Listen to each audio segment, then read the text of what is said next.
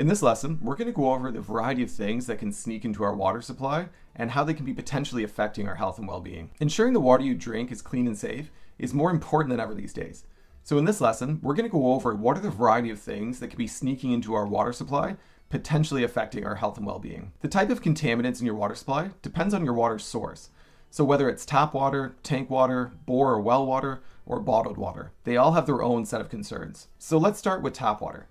When you turn on the faucet to fill a glass of water, have you ever wondered what might lurk in that seemingly clear liquid? While tap water in most developed countries is generally safe to drink, it can still contain various contaminants that may surprise you. It's important to note that governments do set strict limits on allowable levels of various contaminants in water. So in most cases, these substances are at low enough levels not to pose an immediate health risk, to the average individual at least. However, what is deemed safe today may not be considered safe in the future as new research comes to light. Additionally, the government's view on the safe level in contaminants in water, this may be appropriate for healthy adults, but it may not be suitable for vulnerable populations like children, pregnant women, or those with weakened immune systems. And the water treatment process, which does its best to clean things up, as well leaves behind different contaminants as a part of its process. And the distribution network plays a significant role in drinking water quality as well. Water can often travel many miles in pipes from the treatment plant before it eventually reaches your tap. So even if the treated water starts off as clean, it might be contaminated by pipes on the way to your home.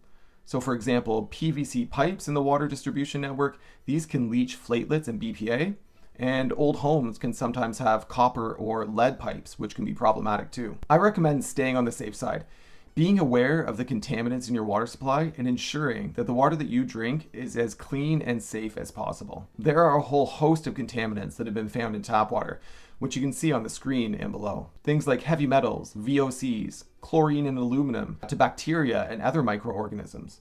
There's also forever chemicals, glyphosate, microplastics, a range of pharmaceutical drugs, fluoride, asbestos, radioactive particles, and other contaminants. Moving on to bottled water, unfortunately, choosing bottled water with a pristine mountain on the label doesn't necessarily mean that it's pure and natural. Unlike tap water's strict disclosure and testing requirements, bottled water companies have far less stringent and transparent contamination testing requirements. In 2008, the Environmental Working Group conducted a comprehensive testing on popular bottled water brands, and they found that 10 brands contained 38 chemical pollutants on average. But the big issue with bottled water is the risk of chemicals like BPA and platelets leaching from the plastic bottles themselves into the water.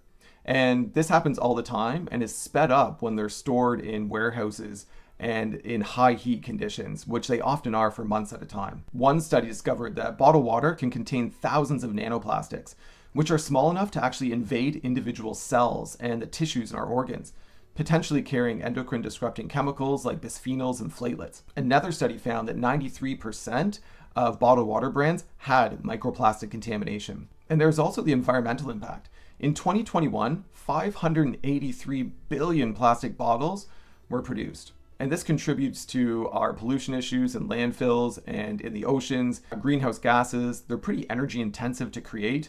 They're a bit of an environmental disaster. Other possible contaminants that are in bottled water are on the screen now.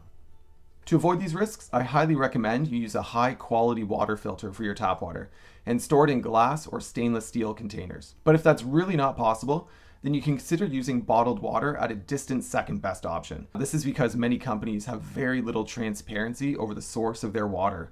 If it's purified, whether tests have found contaminants or not, we just don't know. I've put a helpful link in the notes below and also added some information for those that have well or bore water. In the next lesson, we'll explain why getting a water filter is a great investment in your health.